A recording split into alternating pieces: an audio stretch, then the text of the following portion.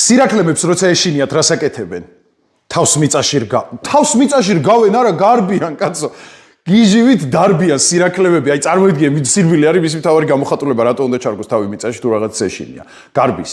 მაგრამ არსებობს ესეთი გამოთქმა სირაქლემის პოზა იდიომა ქართულში. ინგლისურშიც არსებობს ეგეთი გამოთქმა bury your head in the sand.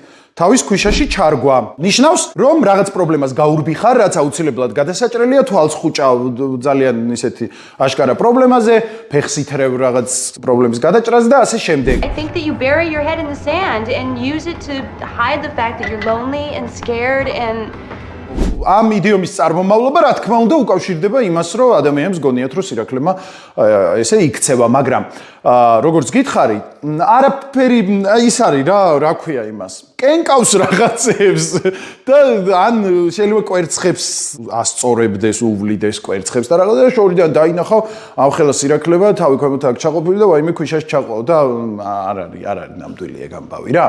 მაგრამ აი ესეთი იდიომის წარმომავლობას კი დაუდო საფუძველი bury your head in the sand.